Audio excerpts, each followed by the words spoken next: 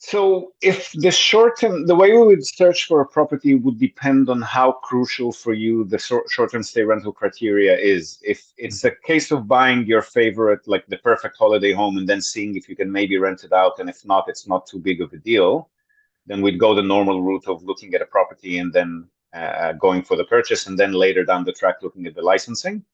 But Okay. if short-term stay is a definite must-have criteria, then the way to do it would be to first float any potential listings to a short-term stay research and management company, get them to look into it and tell you if that particular property is likely to receive a license, and if not, what would you need to do to it to get the license. Okay. Yeah. And sometimes it won't be a possibility at all, in which case you might want to just drop that property. Because, for example, if the local municipality regulations say that you have to be within 500 meters or further to, I don't know, a nursing home or schools, then there's no amount of renovations that we can do to fix that on that particular Mhm. property if it's not, right? So, Right. Okay. which is it? Is it primarily the holiday home and then good to have if you can rent out, or is that a must?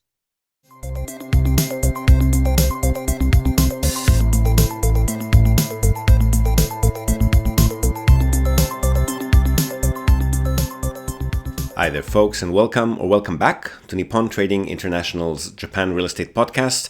I'm your host, Ziv Nakajima again, and this podcast is brought to you, among others, by Emil Gorgies of realestate.jp.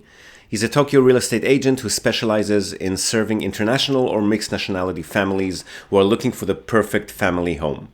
So Emil's an Australian. He's been living here in Japan for over 2 decades now, and for about half of that time, he's been buying, selling, and managing real estate properties in Tokyo on behalf of his own family and a great many happy clients.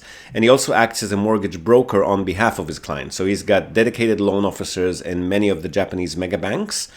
And if you're a regular listener of the podcast, you probably already know him from our JREP, the Japan Real Estate Experts panel sessions, which means that you're already aware of the fact that the man is an absolute fountain of wisdom on all things related to real estate in Japan, and in particular to family homes, the greater Tokyo metropolitan area, and mortgages.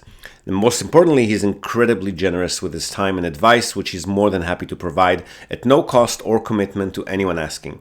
So if you've been thinking about buying your home in Tokyo, but you've been sitting on the fence for a while, or you just want to have a chat in English with a real expert, drop him a line on sales@realestate.jp. Hit him up today and start exploring your options.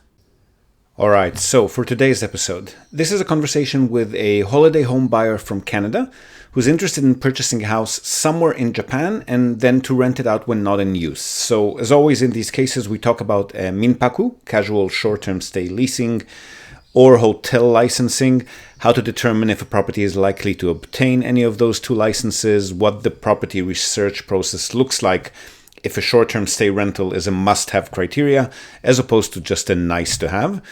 We talk a bit about how viewings and structural inspections take place and who's involved in attending those, realtor commissions and some of the other fees involved in the purchase process, and also a bit about condo units and whether they can ever be an option for long or monthly rental leases. And then we dive into a nice and long live deal analysis and listings review of some of the holiday homes that they've shortlisted as potentials. We talk about the due diligence involved and what we check for, and some general feedback on those potential listings. So a nice and very informative conversation about all things related to holiday home purchases and short-term rentals. Lean back, enjoy the chat, and I'll see you again on the other side.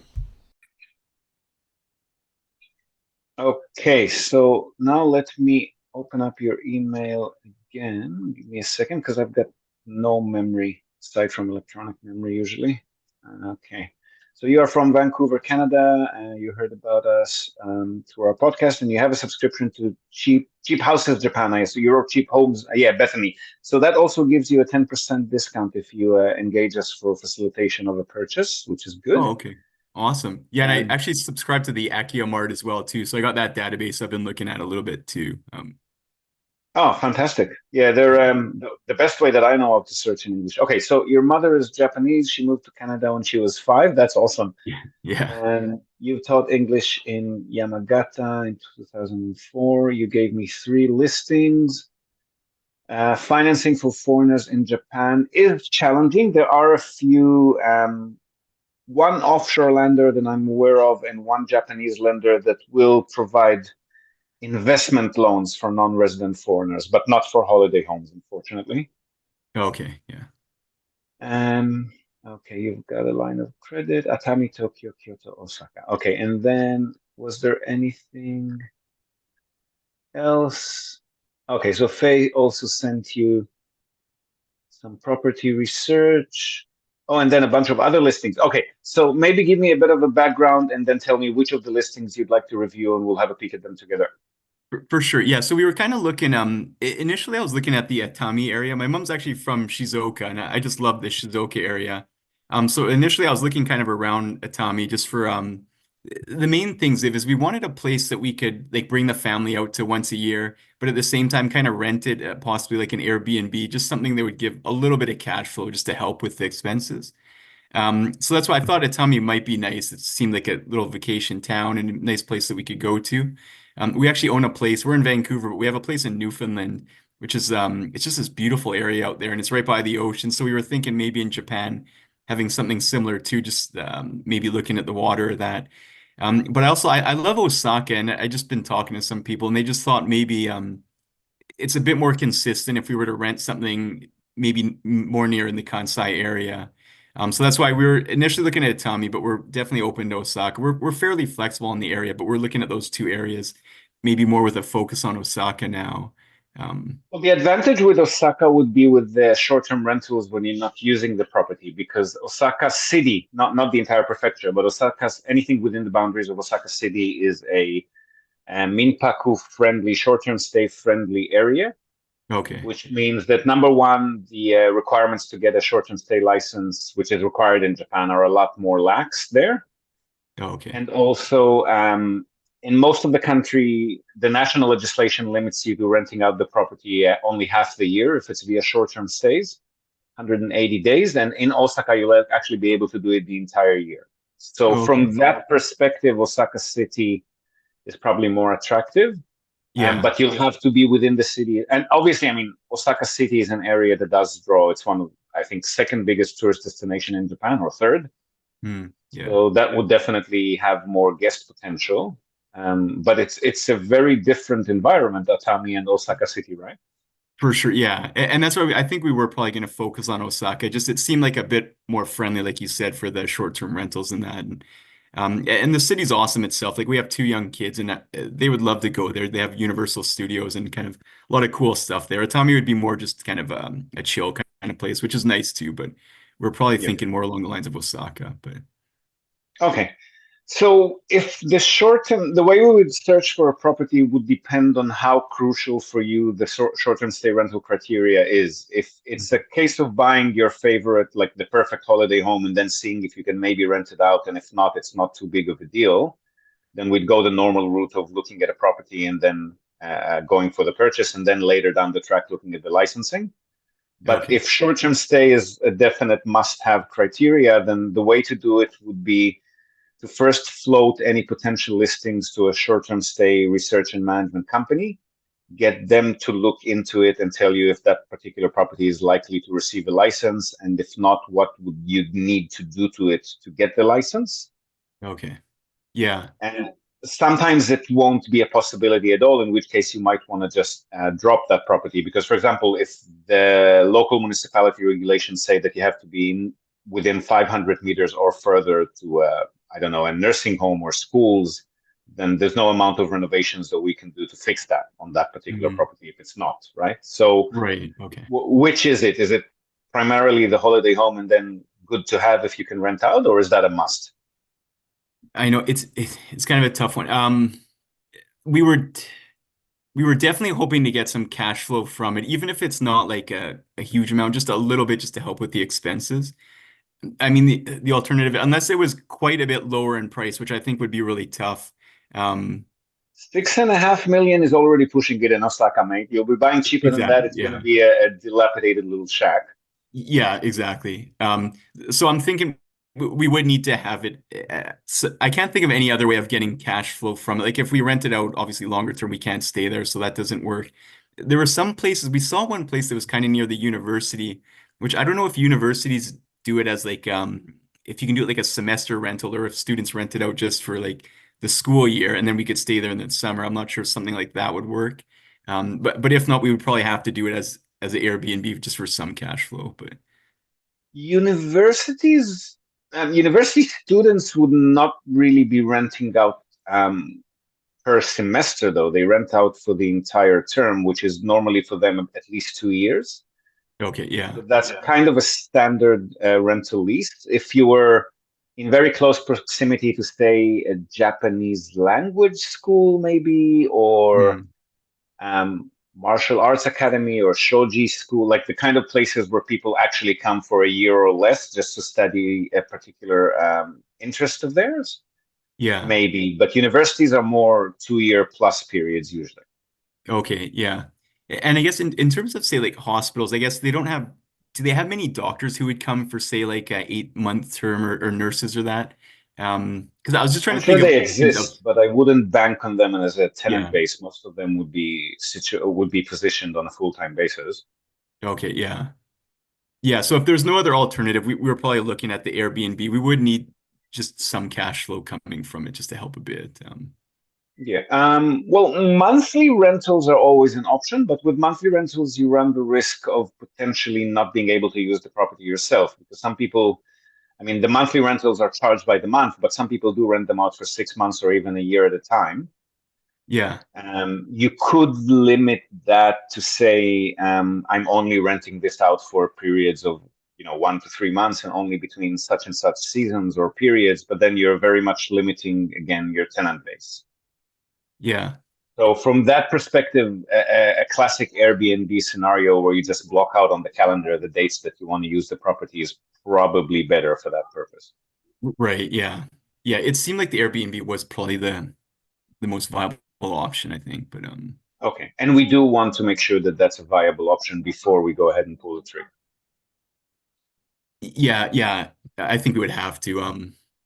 Yeah, my Okay. my wife is definitely hoping to get some some of the expenses paid for. So Okay, so from that perspective, then the way to go would be to get a short list of potential properties, float those, or at least one at a time, depending on how you want to go, because the short-term stay research company will charge you 20,000 yen for the first property in that municipality that they research, and then okay, 10,000 yen for each additional property if it's in the same municipality.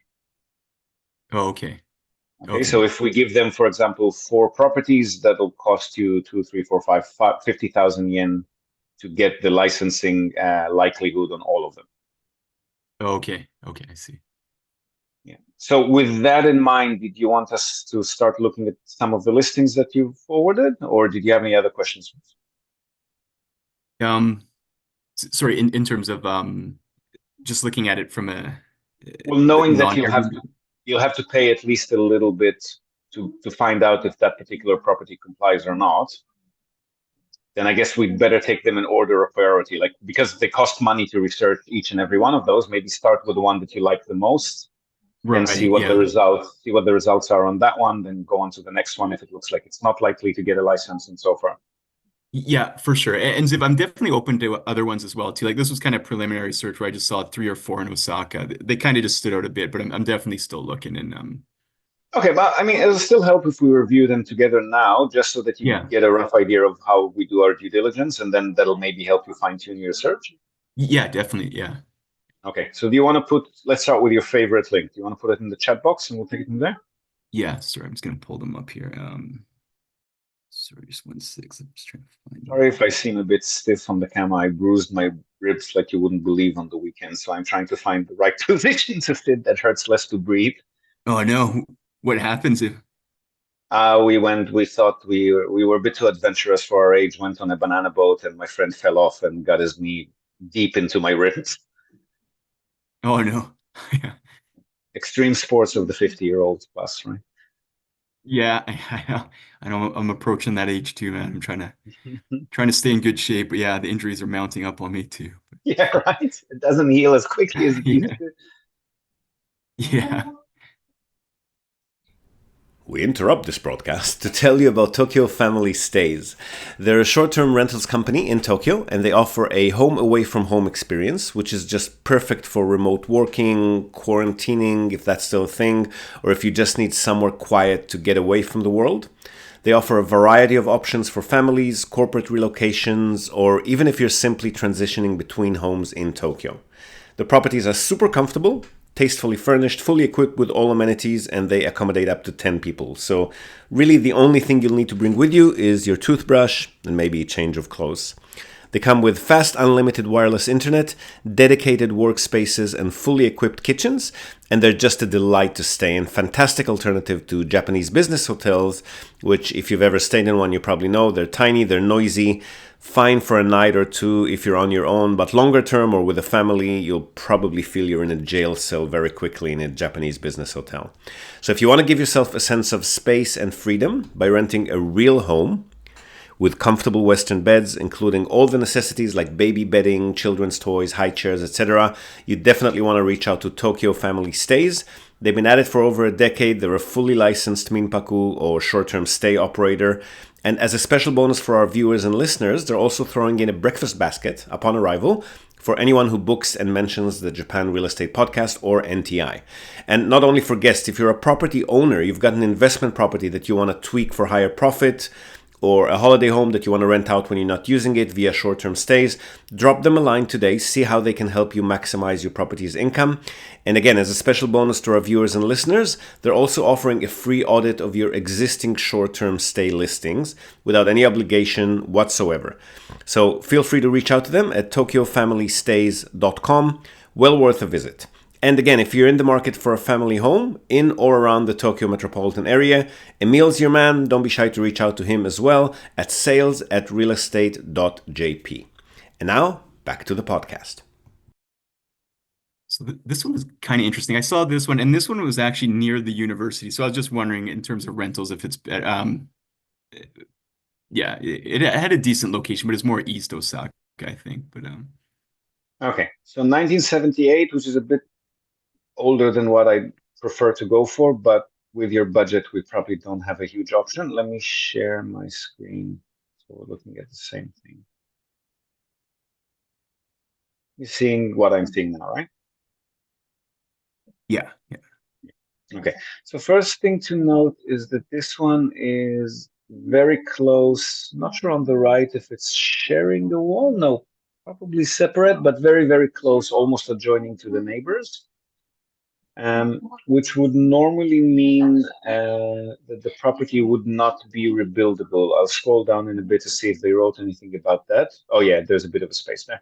But even if not written specifically, bear in mind that these kinds of townhouses that are very close to neighbors and right up all the way to the street would normally not be rebuildable, which is not a huge issue.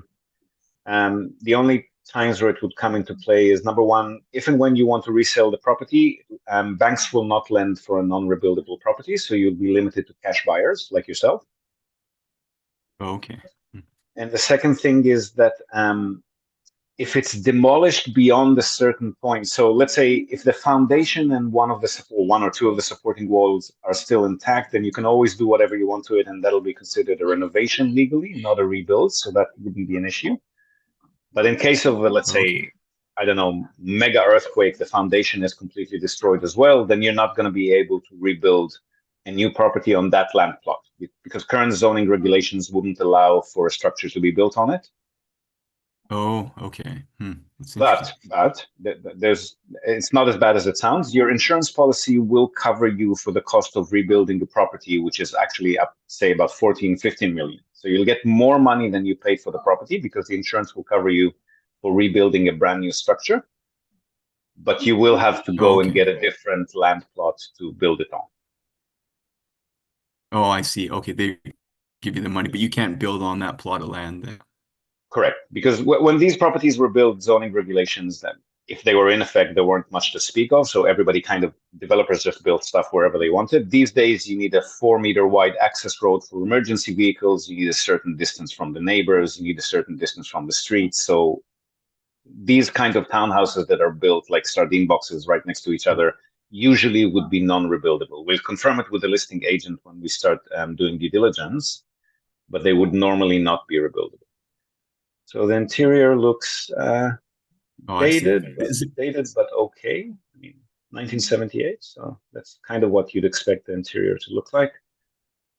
Now let me scroll down a bit and see. And if an earthquake, say, did take it out, if they can't Oh, rebuild on it, what would they use that for after? the land plot, usually the owners would use it, would just turn it into a small parking lot, get a bit of money to cover the property tax off that, and just wait for somebody to ask to buy it off them, maybe a neighbor who wants to expand. Or usually what happens with these older houses is eventually a developer will buy one or two of them. So once they buy the ones around you, they'll probably contact you to ask you to if you can sell them the land plot as well. Yeah. Because that's the only way they'll be able to build anything. Oh, I see. Yeah. I'm not seeing anything about sewage and water supply, so I would just confirm with the listing agent that the property is on city sewage and not on like a pump toilet, which is the old school collection. Shit pits, I call them. I don't know what else to call them under the house, because those sink to high heaven and are very expensive to replace with septic tanks. I mean, this is within Osaka City, is it? Oh no, Higashi Osaka. Yeah, probably on city sewage, but it's weird that they haven't written it. Yeah, So I we believe it might was. want to check. Oh no, city gas. No, I'm seeing city gas here. No, it doesn't mention sewage, does it? No. Maybe here? No, oh, that's the same thing I've looked at. Yes. No, so maybe another thing to confirm would be whether it's city sewage. And the other thing is, of course, considering its age, I'd definitely get a structural inspection as a condition of any offer you submit, because if there's light exterior stuff, light roof fixes, interior, we can quantify that. That's not a problem. But tilting, sinking, termite tracks, signs of water leaks, which would indicate bigger roof issues that haven't been detected yet, that kind of thing you might want to avoid, because that could end up costing you the property again, right? Yeah. So definitely put in a condition for a structural inspection report as a condition of the sale, as a condition of any offer. Otherwise, yeah, we'll have to make inquiries. Not much info to go on with the listing itself. Okay. Is it going to cost more if you have? I guess you may have to update it for the earthquake, kind of structural for the earthquake stuff, or is it not too big of a deal if it's before 81? Or?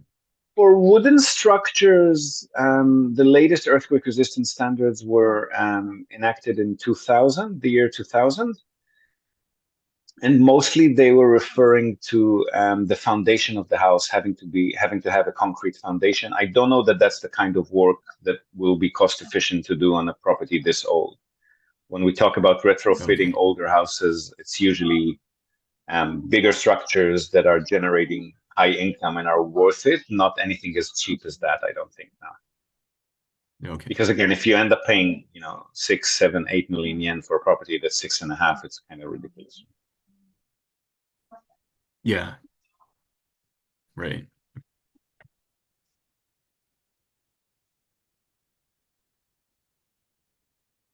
Yeah. So overall, that one was kind of not the best property, I guess. Well, I haven't seen your other ones yet. It's not too bad compared to that budget. Compared to Osaka, it's better than what I thought you'd be able to get. I usually we get people looking at 1950s and 60s properties if that's their budget. But you're looking at Higashi Osaka City in that case at least, which is a bit cheaper than Osaka City. So even though the location is quite good. Yeah. Right. And I guess most of a lot of them don't have parking. I guess you'd be paying a bit more for a place that had a parking stall. Yeah, there would have to be a bigger land plot, which will be more difficult. I'm guessing the rest of your listings are kind of small townhouses like this one, right? Right, yeah. For something with a parking spot, you'd have to get an actual full land plot, not kind of townhouse, not that close to the neighbors, with an actual space for parking. I think land in Osaka City or very close to it would be a premium. Probably not 6.5 million, but I don't know. Again, you're on AkiyaMart, so that's the best way that I know to search. See if you find anything, but I doubt it. Yeah, okay. Making sure you,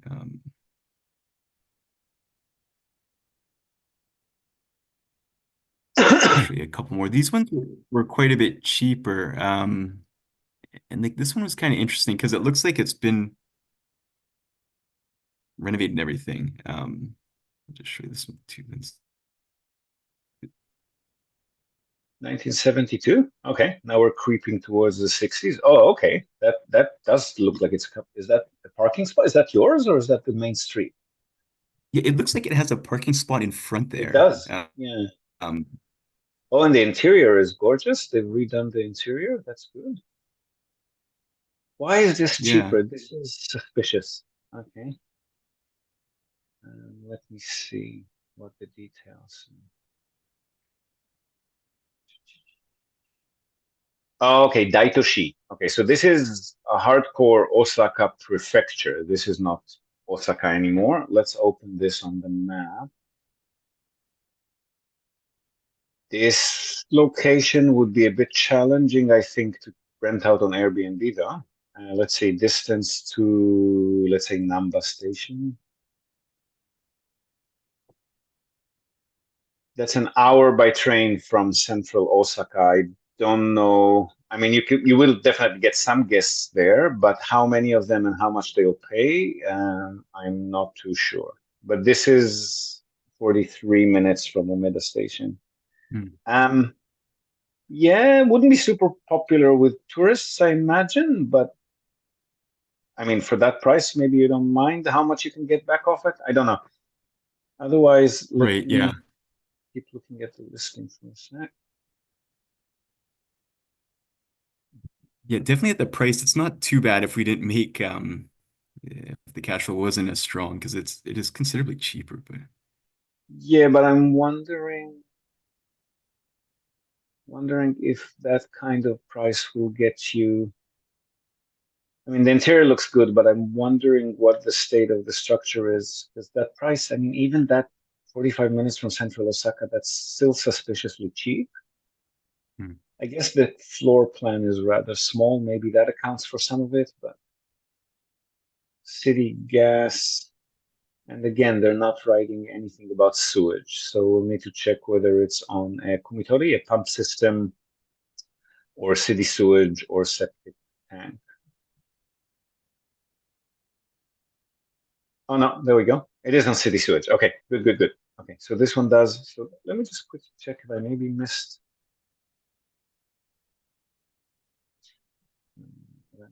Something. Oh no, these are the listings you sent me in your email. That's not that one. Okay, so this one does seem to be on city sewage. I would still dig a bit deeper into it to figure out why it's so cheap, but Hmm. and it is a bit older than the other one, but otherwise I like it. Yeah. Yeah, because then actually the other two I had too were similar price too, and I know one. I can just send you this. Location wise, were they as far from central Osaka as this one? It was similar location, this other one as well. So that's probably why it was a bit cheaper too. Um, Let me, yeah, but I mean, still 3.3 million is ridiculous. I don't get. right, it seemed like a really good price on it. Let me check with Like, the maps on this one, just the previous one that we looked at.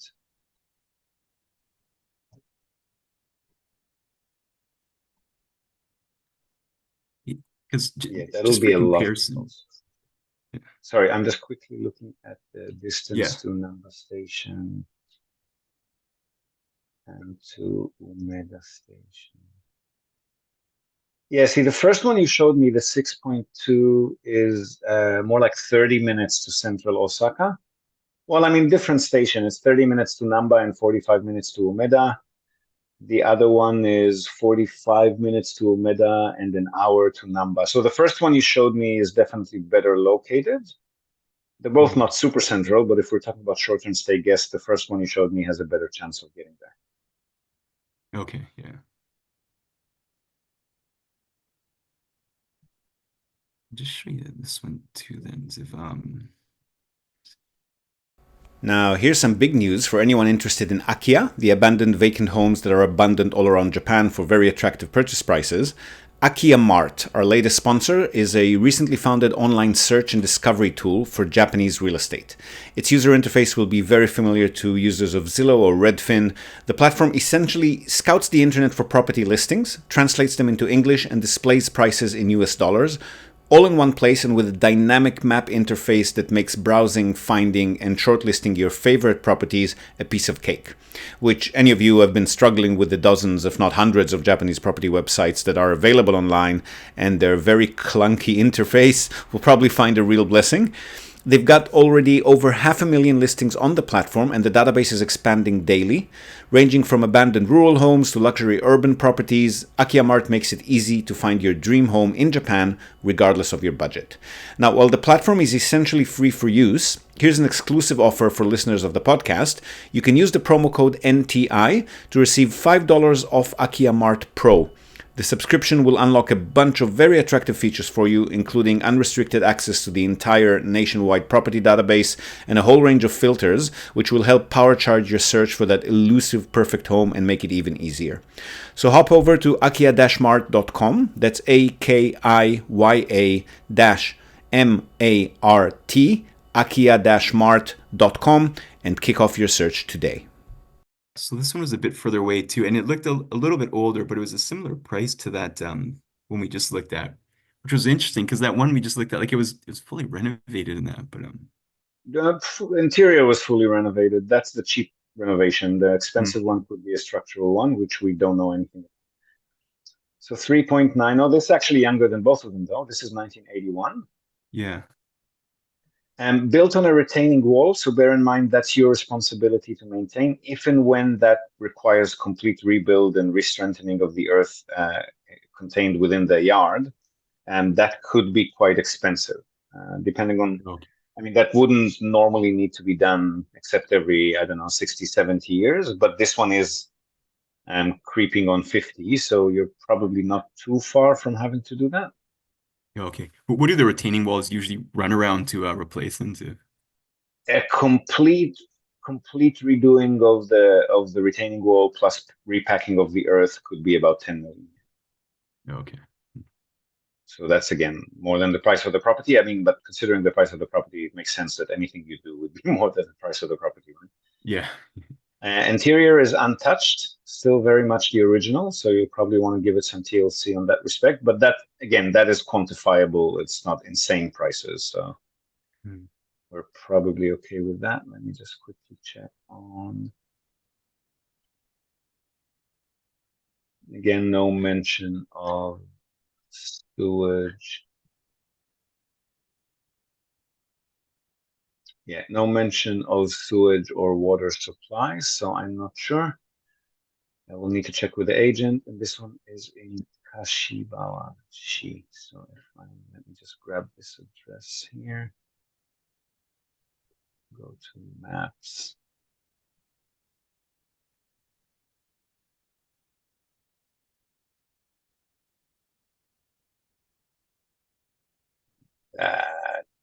That will be pushing it for short-term stay guests, man.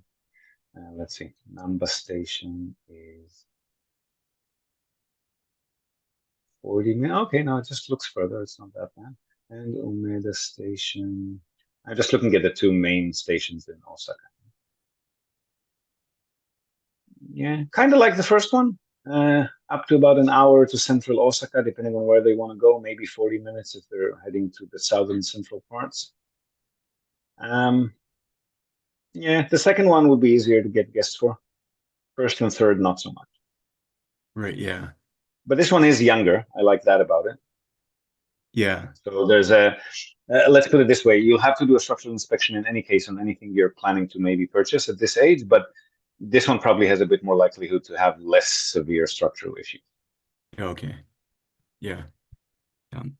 Maybe I'll just show you just this last one as well too. And I'm trying to remember where the location exactly was on this one, but would you say, Ziv, is there a preference if you're looking at either southern Osaka or eastern Osaka? Do you have a preference on those, or are they kind of similar? Like obviously you want to be closer to Namba Station, I would assume, but is the east or the south better for you?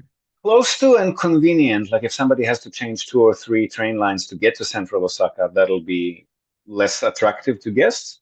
Right, yeah. But as long as it's a single or maybe single transfer or single train line and it's within 30, 45 minutes, then it will probably be a good location regardless of where in the city it is. Okay. So here as well, the interior has been done. They left the traditional features, which is nice, 1975. They've done the bathroom and toilet at least. That's a bit, oh, nice garden. Okay. And grab the address.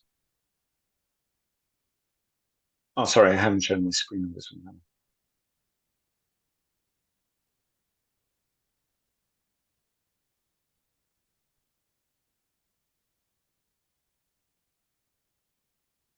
So this one,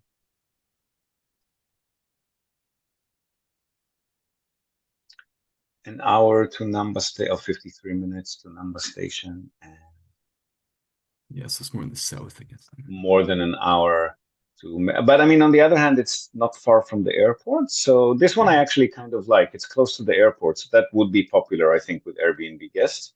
Hmm. And then they take the 40, what was it? 43 minutes? 53 minutes, yeah. So somebody who wants to stay next to the airport knows that it'll take them an hour to get to Osaka City, to central Osaka, so that's not a big deal. Let me quickly look at the notes. 1975.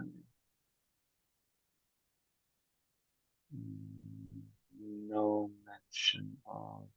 Oh yeah, city sewage, city water supply.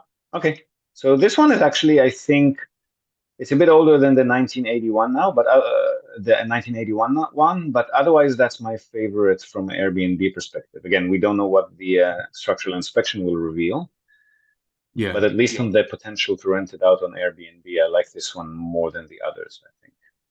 Okay. Or maybe the first one and this one are probably my favorites from a short-term stay perspective, because the first one is the closest to city center, and this one is the closest to the international airport, to Kansai. Yeah. Okay. Cool. But you'll need to do the interior on that one. Yeah. I mean, Right, yeah. if you're happy living in it, but it looks a bit dated. The Yeah. kitchen, the toilet was done, the vanity, bathroom is still the original. Kitchen, probably done at some point. I think it doesn't look like a 1970s kitchen for sure. Yeah. Yeah, I mean, it doesn't need much work, but you might want to make it a bit more modern, I think, to make it convenient. But again, the main thing would be the structural inspection report, and we need to make sure that there's no big issues underlying there. Right, yeah. How much are the structural inspection reports as if? On a normal sized house, let's say not beyond 120, 125 square meters, normally about 1,000 meters. Sorry, 1,000 US dollars. Okay, yeah. Roughly. Or let's call it 150,000 Japanese yen, because the US dollar goes up and down pretty frequently these days. Okay. Okay. Not that normally doesn't include a surface scan of the roof. That's usually priced separately, and that's another 80,000 yen if they can do it with drones and they don't have to put up scaffolding and so forth. So the viewing and the standard inspection will let us know if there are any suspicions of water leaks. And then based on that, we'll decide if we also want a surface scan of the roof or not. Okay. Okay. So if we were to check out, say, one of those places, like the first or the last one, next steps would just be a physical inspection, I guess. Yes. So I mean, both will cost. So it's a matter of what you want to do first. Because Airbnb, because renting them out short term is as a criteria for you, then the cheapest thing to do, I'd say, would maybe to float them to the short-term stay research company first, pay the 30,000 Japanese yen to let you know if they're likely to get a license or not. Okay. Yeah. And then based on that, organize a viewing, because for a viewing, depending on, I'll get to how we can help and who will be involved in the process in a minute, but a viewing would normally require somebody to get out there in person. So it's obviously cheaper if we send somebody from within Japan and do a remote viewing for you rather than you having to fly over all the way from Canada. Right. Unless you're happening to come here anyway, in which case we'll organize a bunch of viewings for you during your trip. Yeah. We were actually But hoping to come out there sometime, but yeah, we didn't have anything planned quite yet. But yeah. well, if you do know that you have a definite trip coming up and you want to view a bunch of properties during there, it'll make more sense to have at least 5, 6, 7 listings so that we're not wasting your time here because that's an expensive flight. But Yeah. otherwise, if anything comes up that's too good to miss before you're here, then we can always do a remote viewing for you. Yeah. Okay. So, I mean, yeah, sending someone, we usually have somebody that we can send from Osaka, so the trip costs wouldn't be too expensive. Okay. But we do need to pay them for the time, which is usually 4,400 yen per hour. So I guess the price for organizing a remote viewing and the price for researching whether they'll get a license or not is kind of similar. So up to you which one you'd want to go for first. Okay. Yeah. But we will need to start making inquiries because for the short-term stay research company to find out whether that location would be okay or not, they need a Sorry, full... just one other question. Sorry, I think you lost me there for a minute. Yeah, sorry, it's just cutting out. Go ahead, Ziv. I think it was just cutting out there. Yeah, so we'll need to make inquiries with the listing agent first in any case, because we need the full property address to research whether it'll get a license or not. And obviously we need the full address to get a viewing done in any case. So the first step would be to contact the listing agent. Okay, yeah. Okay, great. Just one kind of off-topic question. Like I think we definitely prefer the houses, but what are your thoughts on condos? Like, because you could probably get a condo closer to the Namba area. In that price range. A condo you can't rent out short term. A condo you can only rent out normal long term or monthly. Okay, so they won't do Airbnbs at all in the condos there then. No, so the national legislation that was enacted in 2018 gave owner union the permission, not even the permission. So by default, owner unions prohibit short-term rentals in their respective condos. If you want to list a property on Airbnb, you need explicit permission from the owner union, and they'll never give it to you. Oh, okay. Well, I shouldn't say never. 99.9% of them, like if it's a building that's completely owned by investors and everyone's happy to do short-term stays, yes, but those are very rare. Oh, okay, yeah. Yeah, and you don't know really any of those in the Osaka area, I guess. There wouldn't be specific buildings, you mean?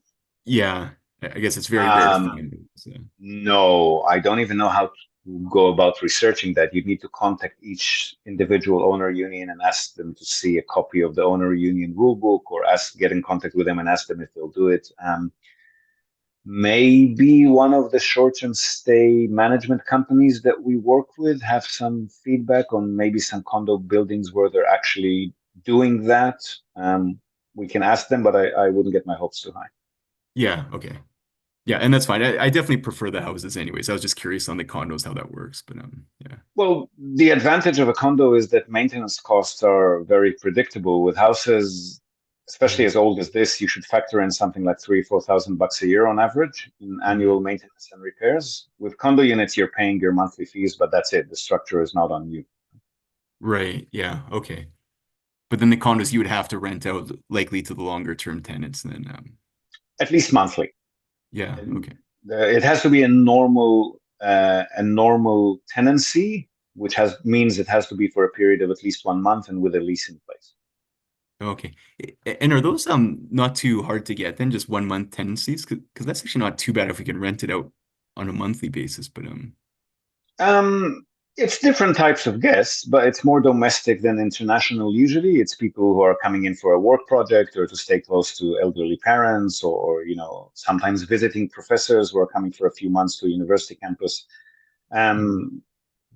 People like companies relocating expats to Japan, and the first few months they give them a unit until they find them a permanent place. So different types of guests, but it's definitely a feasible market.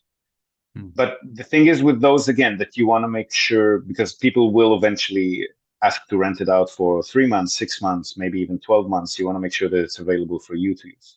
Unless you're okay with just grabbing a hotel if the property happens to be occupied.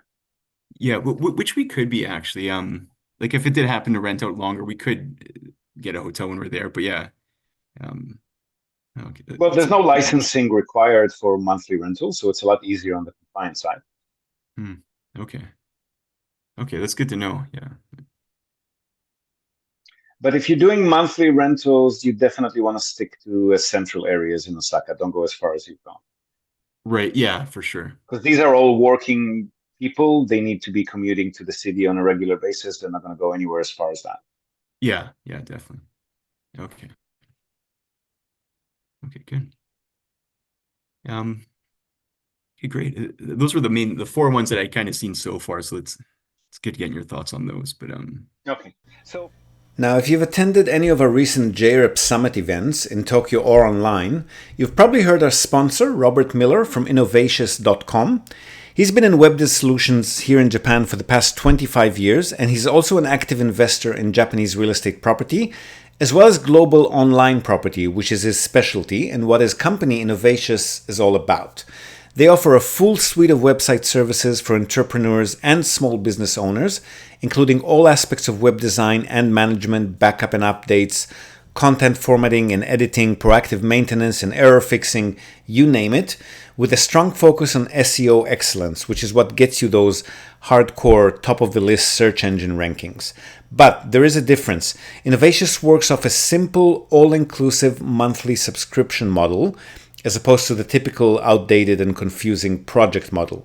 So you never have to wonder how much any request for any work to be done on your website might cost. It's always $497 per month. And if that's not enough, if you've mentioned you've heard of their services on the Japan Real Estate Podcast, you'll also get 10% off this monthly price for life.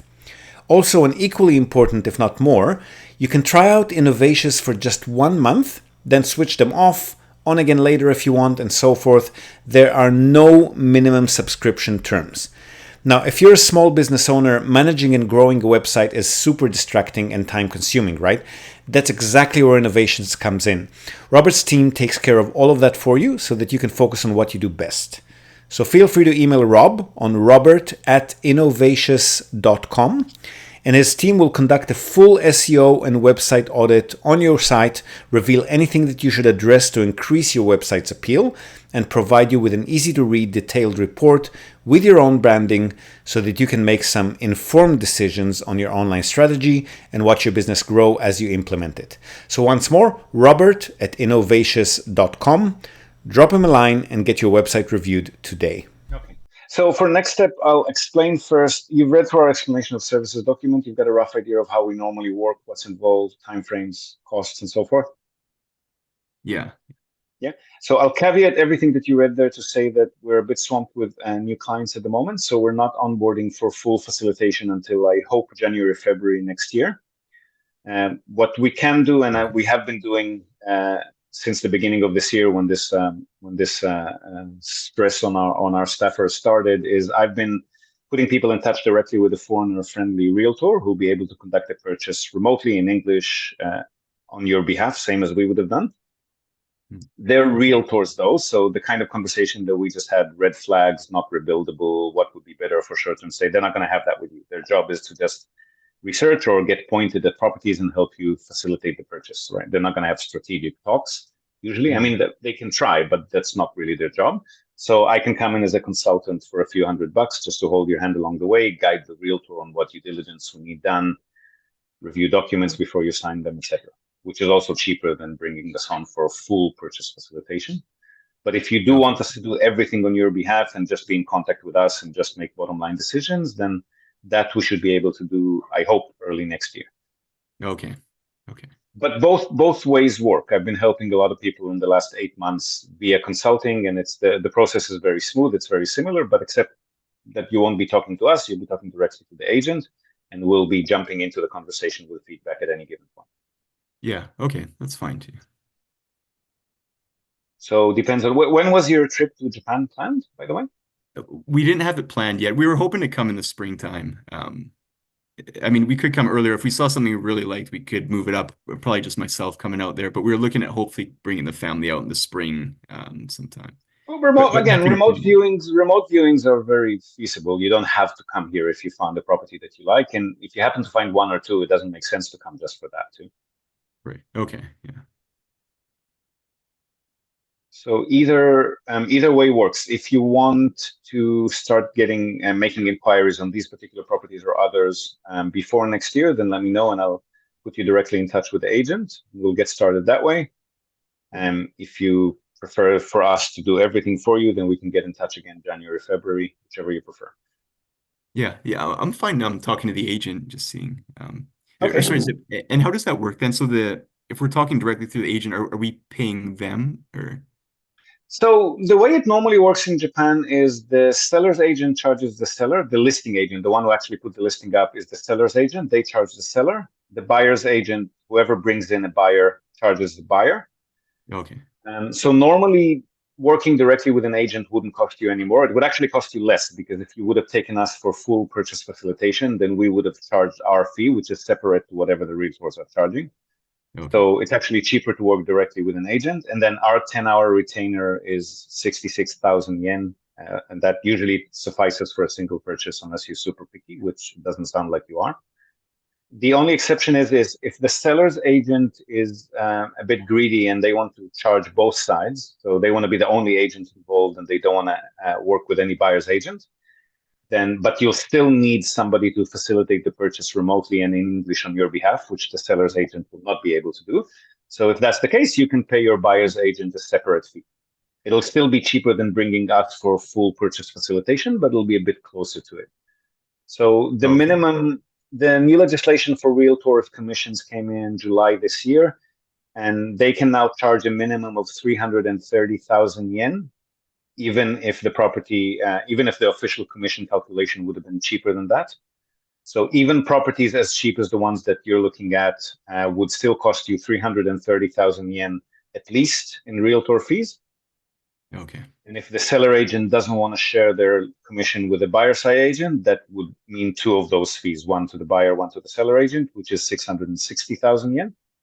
Okay. If you were to have us on board for full purchase facilitation, then that buyer side would change from 330 to 550, so a little bit pricier. Okay. Okay. But to have the agent actually go out there and just see the house, at this point, there wouldn't be too much cost associated with it if they were just to check one of the places, or? If the agent is based in Osaka, well, I mean, they still charge for their time, even if there's no transportation expenses.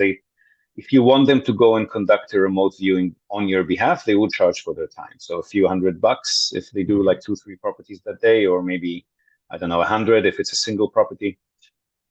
But they will be coming in from Osaka, so transportation costs should be pretty low. Yeah. Okay. Cool. If you're there in person, then you would meet with the listing agent on the day, and then we or the buyer's agent would just join you via Zoom for interpretation, say. I'm assuming you don't speak, read, write Japanese? Yeah, no, it should be better. Yeah, it's terrible. Okay. My Japanese is very good. Yeah. Yeah, so if you just meet with the listing agent on site, then there wouldn't be any cost involved. We'll just join you via Zoom and provide interpretation. Oh, okay. Okay, cool. But again, obviously an international flight would be a lot more expensive than sending an agent from Osaka to look at a property. Yeah, definitely. Okay, good. Okay, good. So I guess next steps is I'll try and get maybe find a few more properties and hopefully have an agent go out to see maybe 3 or 4 of them if possible. Then for sure. So are you on WhatsApp or Line at all? Yeah, I have WhatsApp. I think I actually got Line too. But yeah, I have WhatsApp. No, WhatsApp is very easy. So you've got my mobile number in my email signature. Okay. Just send me a message on WhatsApp and I'll kick off a chat group with the realtor and we'll get started. Okay, perfect. Sounds good, Ziv. All right. Thanks for your time. Talk to you soon. Yeah, nice talking to you. Take care. Bye. You too. Bye-bye. So there you have it. Nice and informative conversation, I thought, on all things related to holiday home and short-term rentals. Hope you found some value in it. Now, before we go, we're also, as always, going to tell you and also link to our other sponsor's website. That's Hiroshi Shimizu, immigration lawyer and administrative scrivener. If you're thinking about moving here on a more permanent basis, or you're already in Japan on some sort of a temporary visa and you want to switch to a longer term or permanent one, or if you're considering setting up a local company or a branch office of a foreign company and you've got any sort of business or visa related inquiries, or even if you just want to find out what your options are on any of these topics, feel free to contact Hiroshi Shimizu. You can find him at japanimmigrationexperts.com. And he can help you set up a company, apply for any kind of visa, or just provide you with the best advice and extremely affordable consultation related to these topics. And he's already done that for many of our listeners. So feel free to reach out to him. Again, that's japanimmigrationexperts.com, and you'll be well on your way. And that's it from us for today, folks. Hope you've enjoyed this episode of the Japan Real Estate Podcast. Do share it with your networks, and please let us know what you think. So leave us a short rating or review on the iTunes Store, on Spotify, or just drop us a line in the comment section or wherever you might have found this episode. We love hearing from you. Hope to have you with us again next time, and until then, have a great day or night ahead. Yoroshiku.